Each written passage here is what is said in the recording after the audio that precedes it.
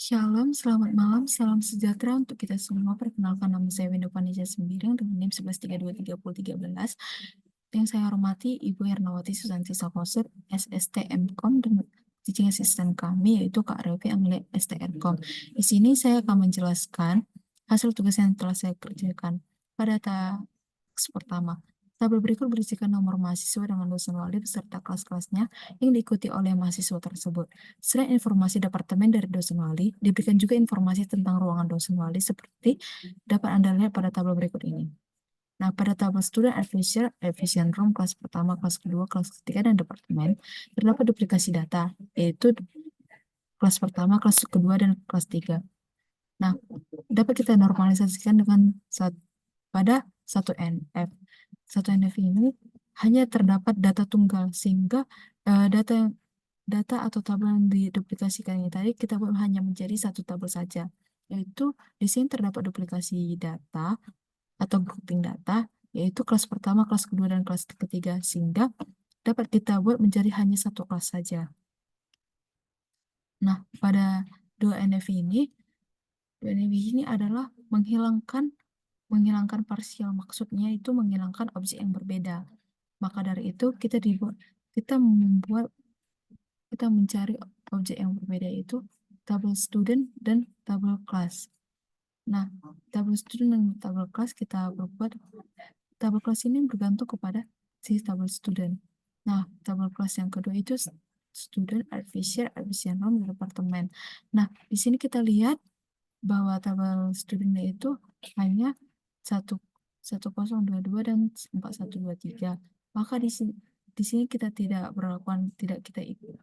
tidak ikutkan lagi tabel kelas-kelasnya. Maksudnya 2NF ini kita pecahkan eh, pecahkan tabel yang di atas ini agar menjadi data yang sempurna. Nah, di sini kan kita pecahkan menjadi yang pertama itu tabel student dan kelas. Nah, tabel student dan kelas sama-sama memiliki ini ID student number terdapat ID student number yang sama, dan yang tabel kelas ini terdapat ID number yang berbeda, yang dimana kelas ini bergantung kepada ID student. Nah, pada 3NF ini diperkenankan adanya partial transit dependency pada sebuah tabel. Maksudnya apa sih transit dependency itu? Transit dependency ini biasanya terjadi pada tabel hasil relasi atau kondisi di mana terdapat 3 atribut A, B, dan C. Nah, kondisi A dan B dan C, maka C dikatakan sebagai transit dependency terhadap A melalui B. Intinya, pada 3NF ini, jika terdapat suatu atribut yang tidak bergantung pada primary key-nya akan bergantung pada filelet yang lain, maka atribut-atribut tersebut akan dipisah dan dibuat menjadi tabel baru. Nah, di sini kan kita dapat melihat bahwa tabel-tabel tersebut tadi dipisah dan dibuat tabel baru. Nah, seperti tabel student dan class. Baru itu kita pisah lagi. Jadi, student dan advisor, maka dapat lagi dipisah, sehingga kan ini masih terdapat ada verum dan departemen. Maka dapat kita pisah lagi. Maka Jonas Smith memiliki ID verum 412 dan si Smith memiliki ID verum 216 dengan departemen Jones itu 42 dan si Smith itu 43. Nah, pada task 2, tabel di bawah ini belum normal karena adanya pengulangan data yang sama. Nah, di sini terdapat pengulangan data yang sama itu pada movie oriented dan kategori. Nah, di sini terdapat ada data yang sama. Maka kita dapat normalisasikan di 1NF ini agar menjadi satu data tunggal saja, yaitu uh, Jones Fritz menjadi seperti tabel berikut ini. Nah, data di sini kan terdapat dua data nih. Jadi di sini kita pisahkan menjadi satu-satu. Begitu juga dengan Robert. Nah, di sini kan terdapat dua data. Kita pisahkan menjadi satu-satu, dan di sini kan action. Nah, jadi buat jadi tabel baru gitu. Action gitu. Nah, pada tabel UNF ini sama seperti penjelasan berikutnya. Kita membuat tabel baru agar eh, mendapat mendapat data yang sempurna gitu. Nah, di sini ada full name, physical address, dan location.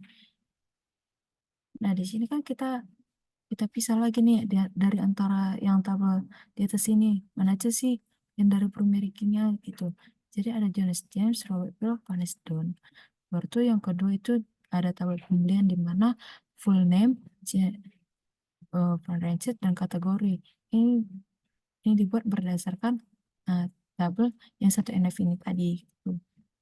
Nah, pada 3NF ini juga dibuat sama seperti yang di atas, yaitu full name, physical address, dan location. Di mana James ini menjadi first state rate for 4, baru tuh Robert Bell 3 trade 34, dan Vanessa ini hanya 5 TH dan Avenue. Di sini kita lihat bahwa